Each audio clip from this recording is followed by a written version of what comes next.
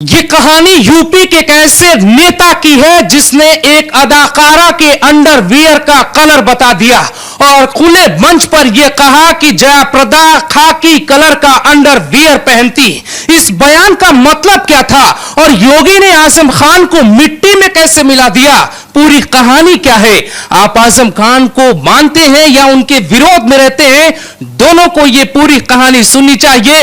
UP का एक ऐसा मुस्लिम नेता जो कुल 11 बार चुनाव जीता, लेकिन उसके बावजूद उसके अंदर आप अगर झांक कर देखने की कोशिश करेंगे तो वो एक ऐसा इंसान आपको मिलेगा जो सैनिकों में भी धर्म खोज लेता है, जो चुनावी रैलियों में यह कहता हुआ सुना गया कि करगिल की लड़ाई मुसलमान सैनिकों की वजह से जीती गई, जो संभल की रैली में यह कहते हुए सुने गए कि मुजफ्फरनगर में हिंदू हत्यारे थे, उनका बदला लिया जाना चाहिए। उन्हीं आजम खान के घर अखिलेश यादव यूपी के उपचुनाव से कुछ दिन पहले उनकी पत्नी तंजीम से मुलाकात करने पहुंचते हैं। उस वक्त आजम खान का बड़ा बेटा भी मौजूद होता है। लेकिन इस पूरी कहानी को सुनने से पहले आपको पूरा इतिहास जानना होगा। यूपी में बहुत कुछ बदल रहा था और देश की सियासत में भी बहुत कुछ बदलने लगा था। साल 1975 में इस देश में दो घटनाएं एक साथ होती हैं। पहली लगती है इमरजेंसी और दूसरी घटना होती है उसी इमरजेंसी में जेल गए नेता बाद में बड़े राजनेता के तौर पे अपनी पहचान बना लेते हैं। उन जेल गए लोगों में एक नाम आजम खान का भी था और आजम खान को भी कांग्रेस सरकार ने जेल में रखा था। संजय गांधी को लेकर आजम खान कई ऐसे बयान दे रहे थे जो उन पर भारी पड़ गया था। इस कहानी की शुरुआत में आप यह भी समझेंगे कि जिस व्यक्ति ने आजम खान की सियासी कब्र को खोद डाला वो व्यक्ति भी साल 1975 में ही जन्म लेता है। तो शुरू करते हैं आजम खान के छात्र जीवन की कहानी से। अलीगढ़ मुस्लिम विश्वविद्यालय में आजम खान पढ़ाई करने के लिए जाते हैं और उन्हें वकालत की डिग्री लेनी थी। उन्हीं दिनों चुनाव होता है और आजम खान पहली बार छात्र संघ के चुनाव में जाते हैं। अलीगढ़ मुस्लिम विश्वविद्यालय में आजम खान अपना चुनाव जीत जाते हैं। वो छात्र संघ में महासचिव का पद हासिल कर लेते हैं और उसके बाद उनको जेल जाना पड़ता है। जेल से जब वो बाहर आते हैं तो वो दो चीजों की लड़ाई लड़ते हैं। पहली नवाबों के खिलाफ की लड़ाई, क्योंकि तमाम रियासतों के साथ रामपुर की भी एक रियासत थी और वहां पे नवाबों का कब्जा आजादी के पहले था, लेकिन आजादी के बाद वही नवाब राजनीति में सक्रिय हो गए जिनके खिलाफ आजम खान अपनी लड़ाई को शुरू करते हैं। आजम खान पर कहर बरपाया गया था उस वक्त भी जब उन्हें आपातकाल के दौरान जेल में डाला गया। उन्हें 5/8 के सेल में रखा गया। हालांकि बाद में कोर्ट के आदेश पर यह कहते हुए उन्हें बी कैटेगरी अपराधियों के साथ शिफ्ट किया गया क्योंकि वो छात्र थे और छात्र राजनीति से जुड़े हुए थे। आजम खान जब जेल से बाहर आए उन्हीं दिनों जनता दल की सरकार बनने वाली थी और पहला चुनाव जनता दल के टिकट पे ही आजम खान लड़ते हैं, लेकिन वो चुनाव हार जाते हैं और वो दोबारा चुनाव में जाएंगे। 1980 में आजम खान दोबारा चुनाव लड़ते हैं और इस वक्त अपनी पार्टी बदल लेते हैं। पार्टी का नाम होता है जनता दल सेक्युलर, जो जनता पार्टी से ही अलग होकर एक पार्टी बनी थी। इस चुनाव में आजम खान तकरीबन 1100 वोटों से जीत हासिल करते हैं और यह उनका पहला चुनाव था। उसके बाद 1985 में भी वो जीत हासिल करते हैं, लेकिन पार्टी बदल लेते हैं और लोक दल पार्टी से चुनाव लड़ते हैं। 1989 में भी आजम खान को जीत मिलती है और उसके बाद यूपी की सियासत में आजम खान और मुलायम सिंह यादव की मुलाकात होती है। साल 1992 में आजम और मुलायम जैसे तमाम नेताओं ने मिलकर समाजवादी पार्टी की स्थापना की और पहला चुनाव समाजवादी पार्टी के टिकट पर आजम खान साल 1993 में लड़ते हैं और वो अपना चुनाव जीत लेते हैं। उसके बाद 1996 में पहला चुनाव, दूसरा चुनाव अपना आजम हार गए। 2002 में फिर आजम जीते, 2007 में फिर आजम, 2012 में आजम आजम, 2017 में आजम और 2019 में आजम खान उन्हीं जया प्रदा को चुनाव मैदान में मात देते हैं जिनके अंडरवियर का कलर बता रहे थे। इस कहानी पर भी आएंगे। उसके बाद आजम खान वर्सेस योगी की लड़ाई खुलकर आ जाती है।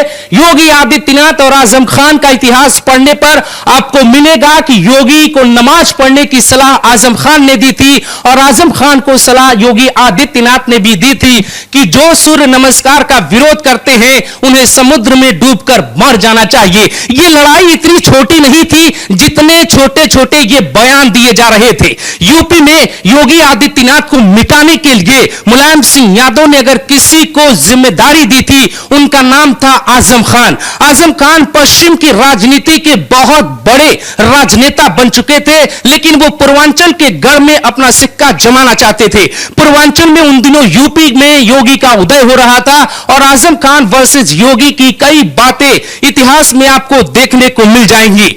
उस दौरान आजम खान एक और बयान देते हैं जिस बयान के बाद वो अपने नर का द्वार खुद खोल लेते हैं। 2019 के लोकसभा चुनाव में एक आईएएस अधिकारी पर भी वो आरोप लगाते हैं कि वो बीजेपी के साथ मिलकर चुनाव को पलटना चाहते हैं। आजम खान कहते हैं कि नरेंद्र मोदी के साथ उनकी पत्नी नहीं रही, जिस व्यक्ति के साथ उसकी पत्नी ना रहे उस व्यक्ति के साथ देश कैसे रह सकता है। और लड़ाई में ट्विस्ट तब आया जब जया प्रदा को बीजेपी ने आजम खान का उम्मीदवार बना दिया। हालांकि आजम खान लोकसभा का चुनाव भारी अंतर से जीत जाते हैं, लेकिन जया प्रदा उसी चुनाव के बाद योगी आदित्यनाथ के पास जाती है और यहीं से आजम खान की जिंदगी मिट्टी में मिलने वाली होती है। दोस्तों, साल 2003 था। यूपी में मुलायम सिंह यादव की सरकार बनी और उन दिनों यूपी में मुलायम सिंह यादव के दो बड़े अच्छे शागिर्द थे।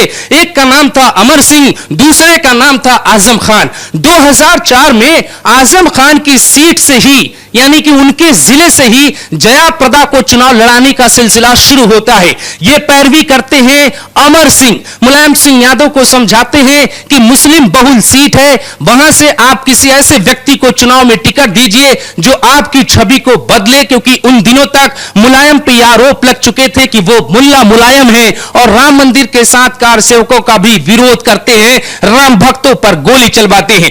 2004 में जब जया प्रदा रामपुर पहुंची तो रामपुर में जया प्रदा ने आजम खान को भाई कहा, लेकिन उसके बाद कहानी आगे बढ़ती है। 2009 के चुनाव में आजम खुद लोकसभा चुनाव लड़ना चाहते थे, लेकिन मुलायम सिंह यादव ने किसी भी सूरत में जया प्रदा को ही चुनाव मैदान में भेज दिया। अब दोनों नेता, जो एक को भाई दूसरा अपने को बहन बताते थे, उन दोनों में राजनीतिक दुश्मनी बढ़ गई और जया प्रदा का खुलकर विरोध आजम खान करने लगे। उन्हीं दिनों आजम खान की तमाम बातों को लेकर समाजवादी पार्टी में भी दरार बढ़ने लगी। मुलायम सिंह यादव और आजम खान के बीच दूरियां बढ़ गई। आप इस बात को जानकर हैरान होंगे कि ये वही आजम खान हैं जिन्होंने मुलायम सिंह यादव को हिजड़ा कहा, जिन्होंने ये तक कहा कि रामपुर का विकास किसी मुलायम ने नहीं बल्कि आजम खान ने किया था। कहा जाता है कि जब बुरा वक्त आता है तो आप अपने पैर पर ही कुल्हाड़ी मारते हैं। राजनीति आगे बढ़ी, जया प्रदा चुनाव जीत गई। आजम खान के विरोध के बावजूद जया प्रदा ने जब चुनाव जीता तो समाजवादी पार्टी में उनका कद कम हो गया, लेकिन कहानी अभी बदलने वाली थी। योगी आदित्यनाथ अभी राजनीति में, यूपी की राजनीति में उस तरह की एंट्री नहीं ले पाए थे जो उन्हें चाहिए था। आजम खान 2012 में चुनाव जीत जाते हैं और अखिलेश यादव की सरकार में सबसे उम्रदराज मंत्रियों की लिस्ट में शामिल हो जाते हैं। अखिलेश यादव उन्हें चचा कहते थे और अखिलेश यादव की सरकार में आजम खान यूपी के तथाकथित मुख्यमंत्री कहे जाते थे।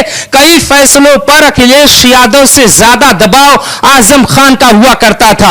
आजम खान का समाजवादी पार्टी से रिश्ता कैसा था, इस बात को समझने के लिए साल 2003 की एक घटना को आपको समझना पड़ेगा। जब मुलायम सिंह यादव मुख्यमंत्री बनते हैं तो जौहर यूनिवर्सिटी की स्थापना की जाती है साल 2003 में, और जौहर यूनिवर्सिटी का जो नाम रखा जाता है मोहम्मद जौहर अली यूनिवर्सिटी, वो उन पत्रकार के नाम पे रखा जाता है जो कभी कांग्रेस के अध्यक्ष भी रहे और जिन्होंने अंग्रेजों के खिलाफ लड़ाई लड़ी, जिनके कई बयान वायरल हुए, जिसमें से एक बयान यह भी था, उन्होंने राउंड टेबल वाला जो बयान दिया था, जिसमें उन्होंने कहा था या आजादी दे दो या 2 गज जमीन दे दो ताकि हम कब्र बना पाए। उन्हीं के नाम पर वो यूनिवर्सिटी रख के मुसलमानों का मसीहा बनने की कोशिश करते हैं। अखिलेश यादव की सरकार में भी यूनिवर्सिटी के लिए भारी भरकम फंड निकला। आजम खान पश्चिम से यूपी की सियासत में खुद को मुसलमानों का मसीहा बनाने की कोशिश करते रहते हैं, और इसी वक्त उनके सामने बीजेपी एक ऐसे व्यक्ति को खड़ा करती है जिस व्यक्ति का जन्म 1975 में, उन्हीं सालों में हुआ था जिस वक्त छात्र संघ की राजनीति में आजम खान अलीगढ़ विश्वविद्यालय में छात्र संघ का चुनाव जीत रहे थे। आकाश सक्सेना नाम के एक व्यक्ति की एंट्री आजम खान के खिलाफ होती है। वो एक के बाद एक एफआईआर करते हैं और इधर योगी वर्सेस आजम की बदजुबानी लगातार बढ़ती चली जाती है। योगी आदित्यनाथ के खिलाफ आजम ने कुछ ऐसे भी बयान दिए जो इस वीडियो में हम आपको नहीं बता पाएंगे, लेकिन जब 2017 में योगी चीफ मिनिस्टर बन गए, आजम को इस बात का एहसास हो चुका था कि अब उनका बुरा वक्त आने वाला है। उन्होंने कोशिशें भी शुरू कर दी योगी को मनाने की। ये तस्वीरें आपके सामने हैं, ये तस्वीर जरा ध्यान से देखिए। ये विधानसभा की ये वही तस्वीर है जिसमें आजम खान अखिलेश यादव के मना करने के बावजूद भी योगी आदित्यनाथ से समझौता करने की तैयारी में थे।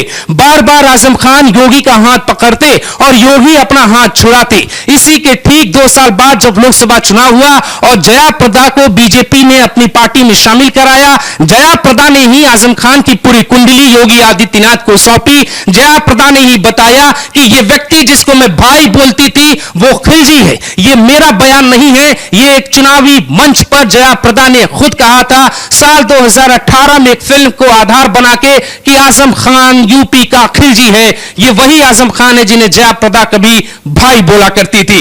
अंडरवियर का बयान देना आजम खान को इतना भारी पड़ा कि यूपी से लेकर देश के तमाम बड़े नेताओं ने मांग की कि ऐसे व्यक्ति को पार्टी से हटा देना चाहिए। उन दिनों आपको याद होगा कि देश की बड़ी नेता हुआ करती थी सुषमा स्वराज, उन्होंने एक ट्वीट किया, लिखा, मुलायम भाई आपके रहते हुए रामपुर में एक महिला का चीरहरण हो रहा है, आप भीष्म की तरह खामोश रहने वाली गलती मत करिए। लड़ाई यहां तक पहुंच चुकी थी और उसी एक बयान के आधार पे बीजेपी ने आजम को मिट्टी में नहीं मिलाया।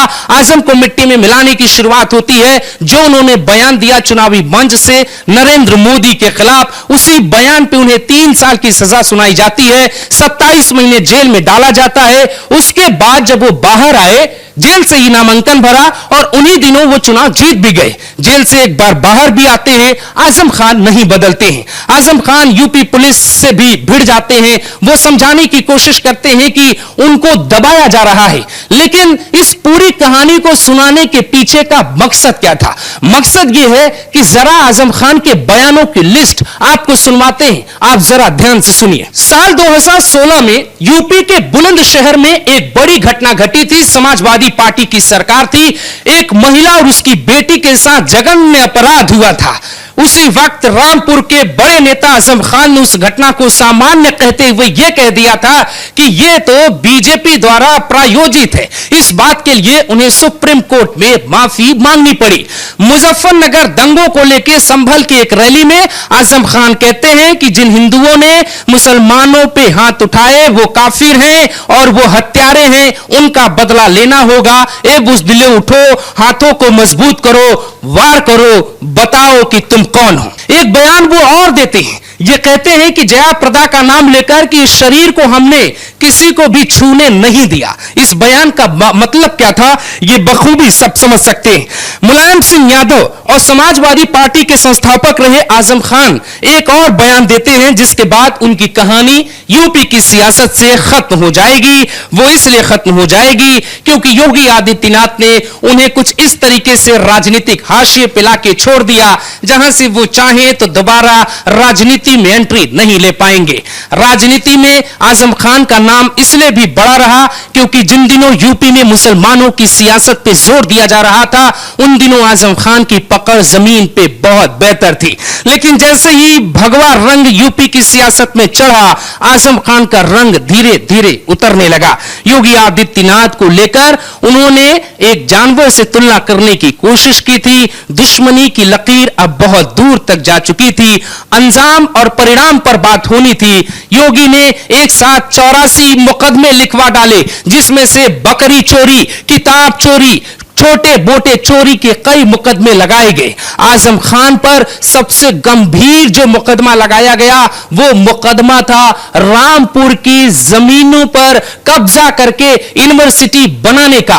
जिस यूनिवर्सिटी का नाम उन्होंने जौहर अली के नाम पे रखा, उसकी 70% जमीन आज योगी सरकार के पास है। आजम खान का बेटा अब्दुल्ला जेल में है, हरदोई की जेल में उसे अलग रखा गया है, जबकि आजम खान को भी जेल में रखा गया है। पत्नी तंजीम उनको बाहर, वो जमानत पे बाहर आ चुकी है। लेकिन अब न आजम खान का नाम है, न वर्चस्व की राजनीति है। रामपुर में सब कुछ बदल चुका है। लेकिन आजम खान की बदजुबानी, उनके बयान इंटरनेट पर आपको आज भी मिलेंगे। उन दिनों यूपी के मुख्यमंत्री रहे मुलायम सिंह यादव ने एक बयान दिया था 3 जनवरी साल 2005 को, जब उन्होंने इस बात का दावा किया कि आज यूपी में मुसलमान सिर्फ समाजवादी पार्टी को वोट देता है। उसी दावे को सही साबित करने के लिए अखिलेश यादव ने अब आजम खान के घर पे जाकर चाय नाश्ता कर लिया, क्योंकि एक दौर था जब आजम खान से दूरी बनाने की कोशिश अखिलेश करते थे। लेकिन उन्हें समझ में आ गया योगी का भगवा रंग अगर कम करना है तो आजम खान के घर पे सर झुकाना ही पड़ेगा। यूपी की सियासत में योगी वर्सेज आजम खान की भी कहानी बहुत दिलचस्प है। योगी वर्सेस आजम खान की कहानी में जब आप देखेंगे और सुनेंगे तब आपको पता चलेगा कि योगी ने आजम खान को असल में मिट्टी में क्यों मिलाया। आजम खान और राजा भैया की भी क्या दुश्मनी है। राजा भैया को भी आजम खान तो जेल में डालना चाहते थे। ये दोनों कहानियां आपको इसी वीडियो के लिंक में नीचे मिल जाएगा, आप उन्हें भी देख सकते हैं। कहानी कैसी लगी जरूर बताइएगा।